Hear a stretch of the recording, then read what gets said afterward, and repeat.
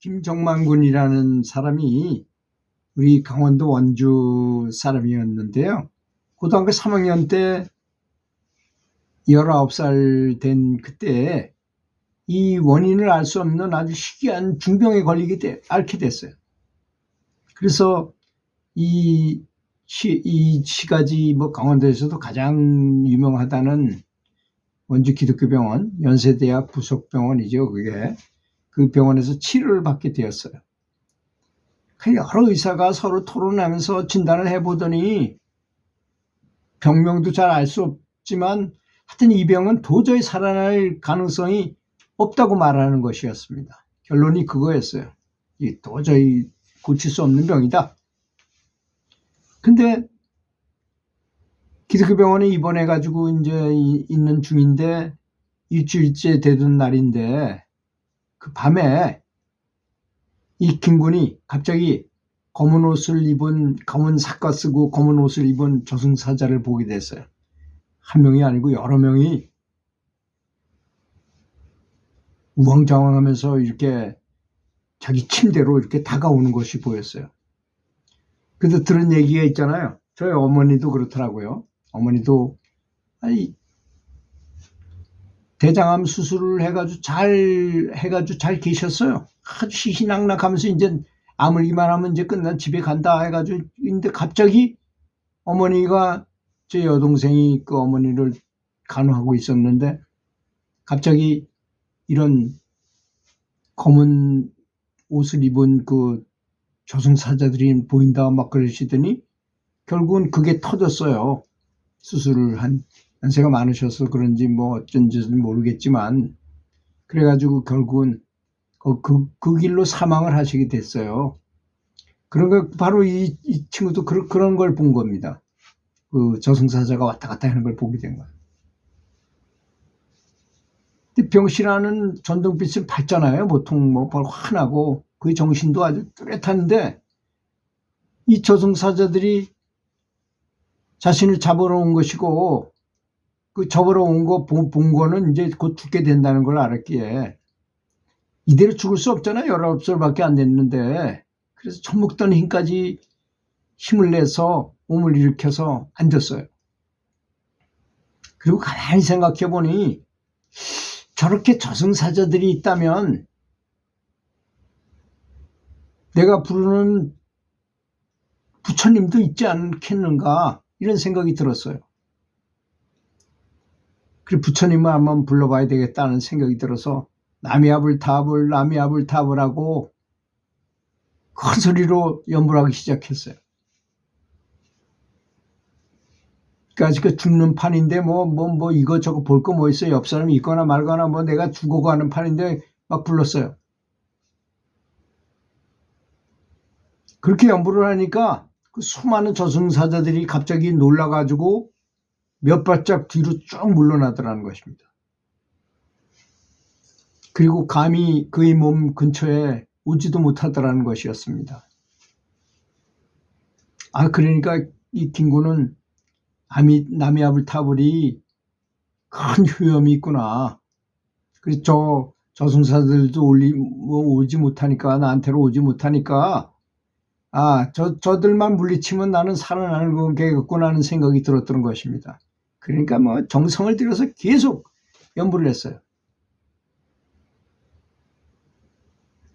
저승사자들이 그를 잡아가지 못하니까 나중에 염라대왕이 직접 나타났어요. 환한 녹색 도포를 딱 입고 왕관을 딱 쓴 아주 근엄한 그 염라대왕이 직접 나타나더라는 것입니다. 그런데 나타나거나 말거나 계속 나미아불타불을 불렀어요. 그러나 그 염라대왕 역시도 부처님의 명호에 가로막혀가지고 감히 가까이 다가오지 못하더라는 것입니다. 부처님의 가피가 이처럼 위대한 것을 본 김군은 더욱 용기가 내가지고 더욱 큰 소리로 계속 연불을 했어요. 그런데 병원에서 그렇게 큰 소리로 연불을 해대니 병원 의사들이 그 연불 소리가 다른 환자들한테 엄청 지장을 준다면서 그 보고 연불을 그만두라는데 그 사람이 그만두겠어요? 내가 죽어가는데 그까지가 병원 의사가 뭐라 한다고 뭐 하겠어. 계속 부르니까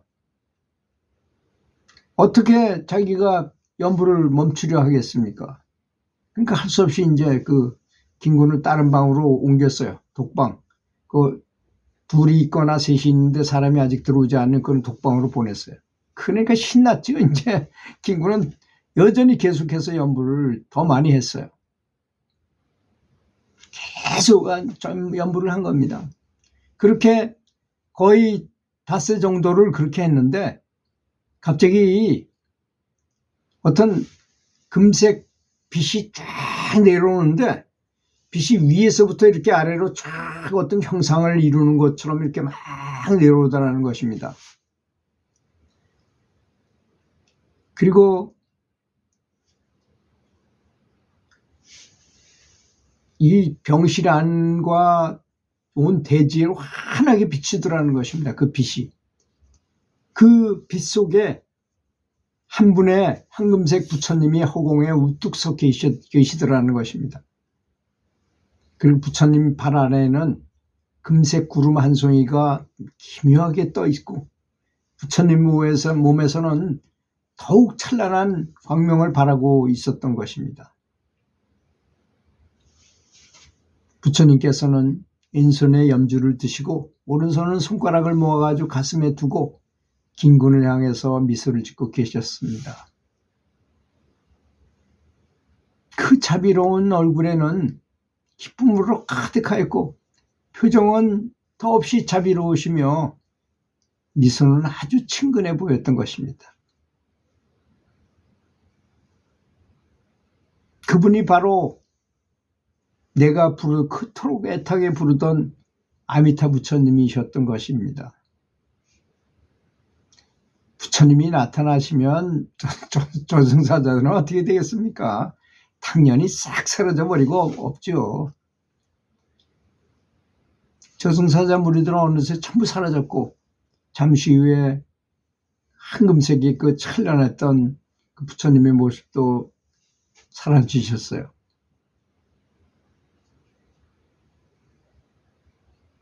이 김군은 아미타 부처님의 화신부를 보고는 너무너무 기분이 좋고 행복하고, 근데 그 사람들이 이렇게 생각해요. 부처님 한번 본 게 무슨 효과가 있느냐 이렇게 말할지는 모르는데 우리는 평상시에 부처님이 보이지 않잖아요. 이건 다 나한테 문제가 있는 것입니다. 이게 이 김군이 너무나 신실하게 연부를 하니까 파장이 부처님과 같이 맞은 거예요. 뇌파가 굉장히 빠르게 변해가지고 이 빛의 파장이 빠르게 변해가지고 보이게 되는 것이거든요.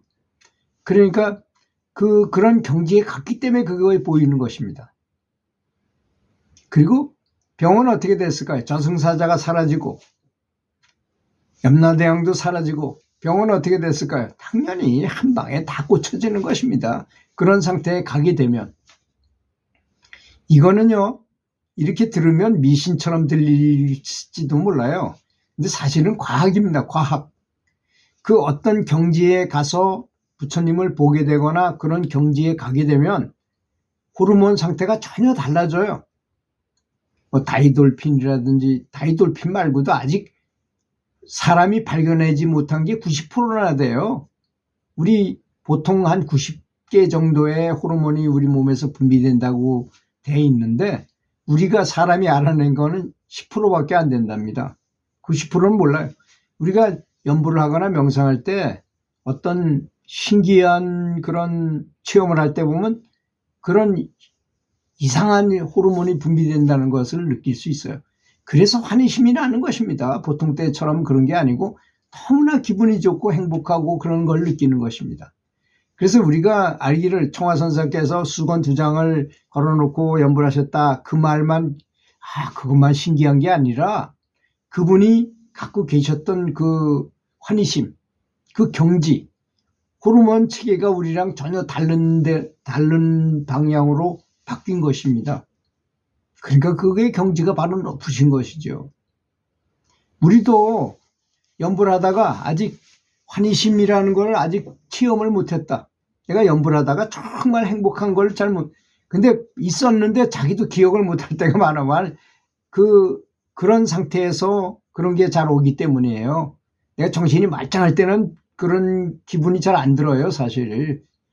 긴가민가하고 그저 비몽사몽 간에 사수비수 지키는 둥 마는 둥 좀 멍청한 상태에서 그런 상태가 오거든요, 항상. 근데 그런 걸 자주 체험하다 보면 그런 상태에 그걸 미리 내가 알아서 그런 상태로 마음을 만들기도 하고 여러 가지로 좋은 그런 걸 찾아낼 수 있는 환경을 자주 만들어요, 마음속으로. 그게 바로 삼매에 잘 들어가는 사람의 특징이거든요. 그러니까 부처님을 보게 되고 부처님의 마음이 나한테 전달이 되고, 그러니까 부처님 같은 마음이 어떨까요? 우리는 상상도 못하는 거예요, 상상도. 부처님 기쁘기만 할까요, 과연? 부처님의 마음을 우리가 이렇게 전수를 받아서 부처님하고 어느 정도 비슷해지면 나타나는 그 환희심이라는 것. 환희심만이 아니죠. 거기에 엄청 따르는 부가가치가 많다는 것도 아셔야 됩니다. 놀라운 법비 선열 속에 빠질 수 있다는 것입니다. 그러니까 이 친구는 그냥 바로 퇴원했어요, 다음날. 몸이 다 고쳐져서. 죽을 병인데도 불구하고. 그 뭐 당연한 것이죠. 부처님이 나타나서 가피를 하셨으니까. 염라대왕 저승사자 다 사라지고 바로 피어나는 그런 행복감을 느끼고 살게 된 것입니다. 들어주셔서 감사합니다.